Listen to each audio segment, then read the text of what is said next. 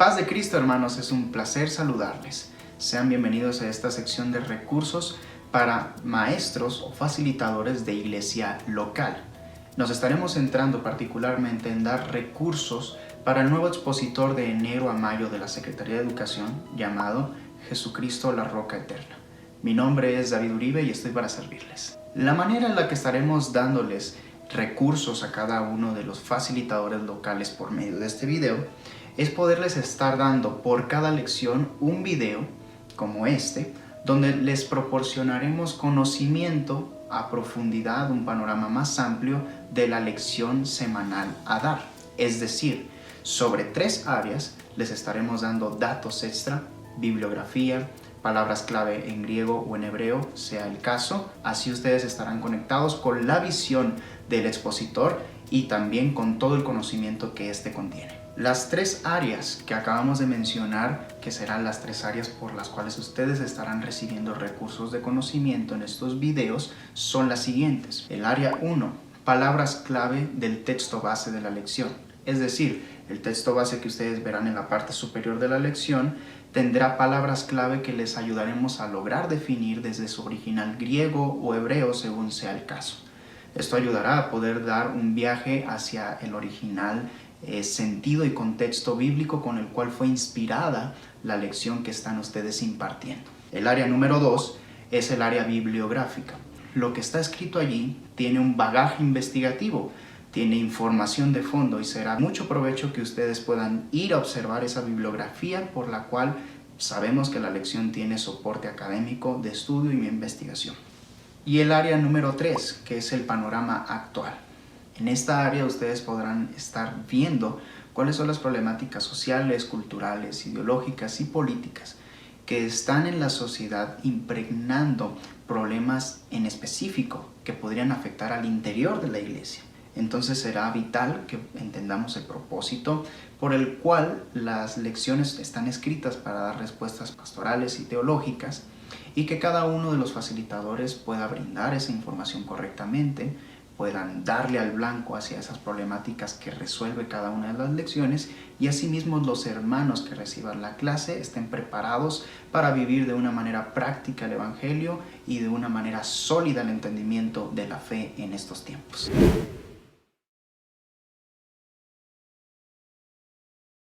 Como ustedes ya sabrán, habrán iniciado con la lección número 1 este domingo pasado. Por lo tanto, estaremos teniendo los recursos para la lección número 2, el propósito eterno de la iglesia. Y con base a la Biblia de estudio palabra clave, estas palabras son las siguientes: bendito, bendición, espiritual, mundo, santos, sin mancha, predestinado, hijos, voluntad, gloria, gracia y amado. Y a final de cuentas estaremos logrando ver el significado original del griego, pues es un texto del Nuevo Testamento, de cada una de estas palabras. Y ustedes podrán ir con lo que dejaremos aquí escrito de bibliografía y de enlaces para poder ir a ver los recursos. Ustedes podrán ir a ver los diccionarios con los que me estoy basando para sacar estas definiciones. Pasamos a la primera definición, que es bendito. Bendito, según el diccionario Strong, que es eulogetos, trata de la palabra bendecir o bendición, que normalmente es la que se utiliza para traducir en el Nuevo Testamento. Y aquí está haciendo referencia directamente a Dios. Aquí el dato importante de decir es que esta podrá significar bendito, alabado, y solo se aplica a Dios. Pablo está iniciando con una bendición exclusivamente a Dios. La siguiente palabra es bendición, es eulogia. Aquí ya es de el hombre recibiendo bendición según lo que está tratando de decir Pablo.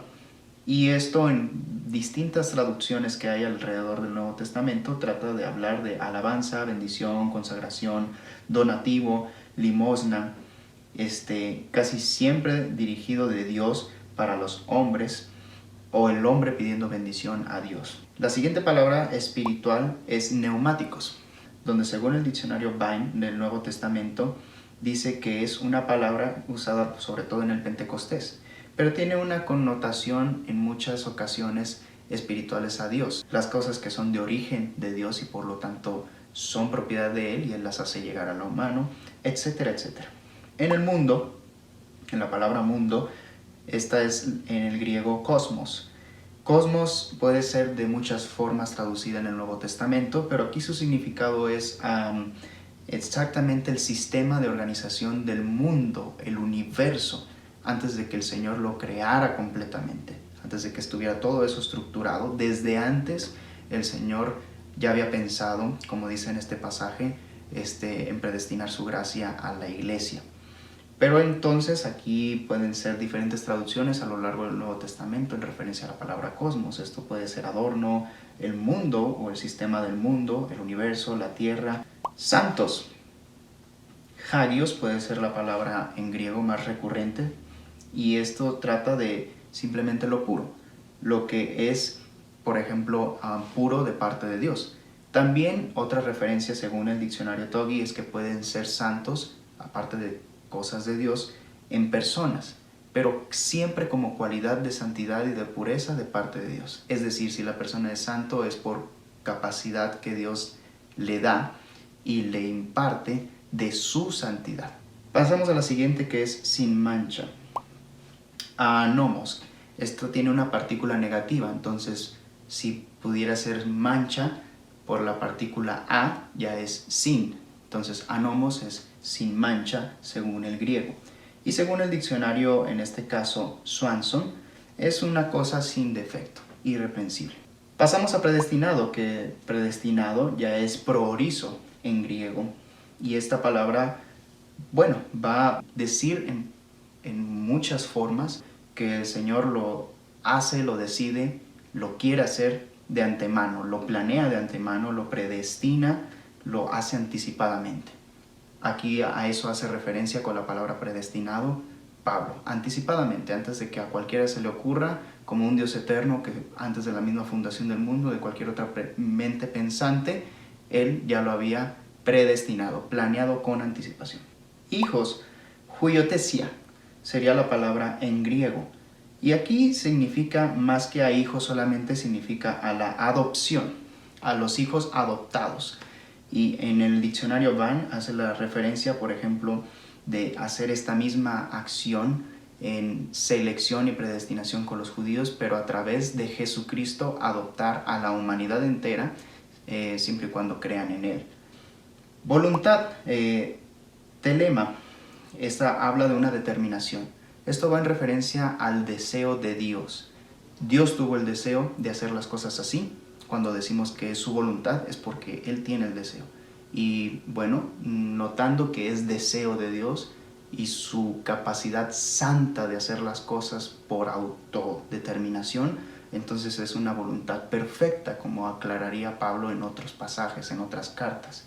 Gloria, doxa, es la palabra que hace referencia a la capacidad única de Dios de mostrar su poder, su majestad, todo lo que Él es. En pocas palabras, el diccionario Vine podría decir de la naturaleza y actos de Dios en manifestación de sí mismo.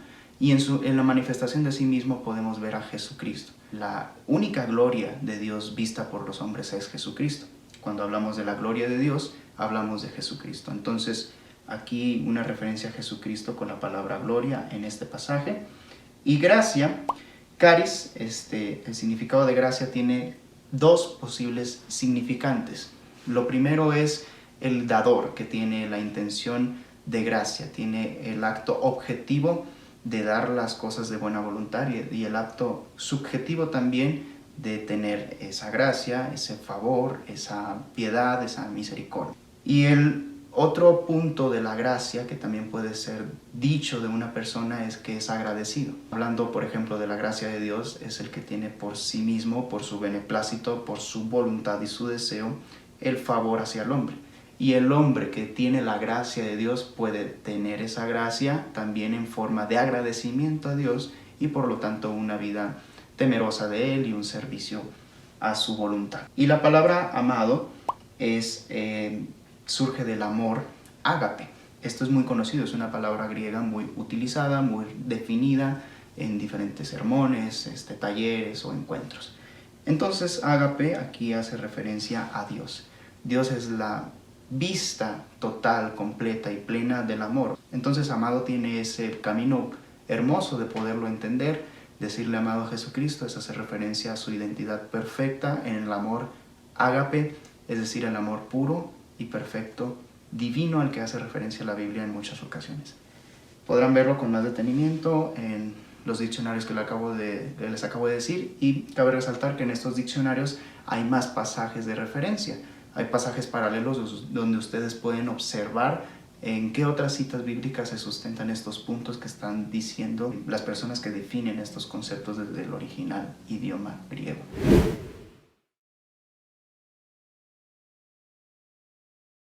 Pasamos al área 2 o sección 2 llamada bibliografía. En esta área te estaré presentando los libros base donde están anclados los conocimientos de esta lección número 2. Esta bibliografía consiste en 3 libros y te daré 2 libros de complementación que supongo podrías utilizar y apoyarte para complementar y ampliar más el conocimiento de esta lección y dar un aporte personal incluso con ello. El libro inicial es el libro de la Biblia comentada de los profesores de Salamanca. Es la sección que escribe Turrado y esto lo puedes encontrar en las páginas 564 en adelante o quizás un poco antes, pero se trata del comentario bíblico de la carta a los Efesios. Y bueno, ahí hay muchos datos acerca de esta carta. Se habla de los destinatarios, del propósito, el tema central teológico, y también va expositivamente hablando de cada uno de los temas que procura Pablo en esta carta. Obviamente estaremos ubicándonos en el capítulo número 1, pero bueno, puedes también indagar en los demás capítulos para ver qué es lo que complementa con la lección que estás presentando. MacArthur, de la misma manera, en su comentario bíblico a Efesios, de aquí casi saqué un poco de griego y al mismo tiempo comentarios exegéticos que él da, expositivos. Es un buen libro y de lenguaje sencillo y muy bueno para poderse alimentar del conocimiento de esta carta y al mismo tiempo del lenguaje con el que fue escrito. Es la página 29 en adelante o incluso un poco antes. Recordemos que hay que ubicarnos en el capítulo 1. Y el último libro que sí trata exclusivamente del lenguaje griego y el estudio de ellos es el libro de A. Robertson, Comentario al texto griego del Nuevo Testamento. Hay que ubicarnos en el capítulo 1 de la carta a los Efesios y esta se encuentra en la página 489. Los libros que recomiendo para poder también tener un bagaje investigativo por tu propia cuenta y con una buena dirección, con un buen apoyo, es El misterio, el eterno plan y el propósito de Dios en Cristo por Mike Harding. Y es una buena lectura para complementar. Él lleva el tema de la lección estudiado y también expuesto en este libro, quizás con otro lenguaje, con otros datos que él mismo aporta desde su persona y es bueno para complementar. Lo recomiendo sobre todo en el tema que nos compete en esta lección para poder ampliar información y brindar algo extra. Y de la misma manera y con el mismo enfoque, pero quizás ahora centrado más en el lenguaje, en el griego, en el comentario bíblico exegético al griego, Samuel Pérez Millos. Y él hace muy buen comentario, excelente de Efesios. Si observamos los versículos que estamos dando como texto base en esta lección, estoy seguro hallaremos cosas muy buenas, aportes excelentes de esta persona. Pasamos a la sección número 3, que es sobre el panorama actual. En esta sección, como comentaba, vamos a ver los problemas sociales y también las circunstancias eclesiológicas en las que nos encontramos por causa de la sociedad que nos rodea y las respuestas pastorales entonces y teológicas que motivan a la lección a ser escrita, a tener este tema, a ser redactada de esa forma, a basarse en el pasaje bíblico que se basó y la mente con la que fue escrita, el contexto para su momento, etcétera, etcétera. Todo eso cobra sentido en este punto. Y es que, para empezar, hay que decir, existen ataques socioculturales de ateos o de pensantes de algunas ramas políticas o ideológicas que tratan de no solo golpear a la estructura de la iglesia ya hecha, sino de demeritar su origen, es decir, irse contra el origen de la iglesia. no darle obviamente el realce de un propósito divino, sino más bien hablar de que esos son meras creencias religiosas que no tienen ningún sentido, que son mitos o utopías para la ignorancia de la gente, y que por ende, por causa de eso, es ahora una estructura corrupta, es gente que se aprovecha de la ignorancia de las personas, son líderes que tratan de hacer todo menos ayudar a la gente. Obviamente tú y yo que estamos aquí sabemos que no es cierto y hay que demostrarlo. Primero con la respuesta teológica y pastoral que está en la Biblia para quitar y disipar toda duda en la mente de nuestros hermanos. Pero seguir dando espacio a entender cómo la sociedad trata de acusar a la iglesia y nosotros dar respuestas entonces desde el carácter de Cristo para que entonces se vea cuál es el propósito divino y eterno de la iglesia. Y los otros que son más del término eclesiológico, es decir, del interior de la iglesia, es para disipar estas mismas dudas que existen en jóvenes, existen en hermanos, existen en gente que obviamente está informada de los comentarios de maestros de universidad que puedan decir eso, que puedan opinar eso y que pueden llegar a golpear con esos pensamientos a las mentes que no estén bien informadas en términos bíblicos y que generen una convicción madura. Y por lo tanto pueden tener esta duda, pueden confundirse y creer que sí es un proyecto humano. Aquí estamos aclarando en esta lección que es un proyecto divino y está fundamentado en Jesucristo. Lo otro también es una posible pérdida de visión bíblica. Si no se logra entender cuál es el origen bíblico de la iglesia, cuál es el carácter entonces que tiene la iglesia por ese origen bíblico en Jesucristo, entonces se puede perder la visión fácilmente.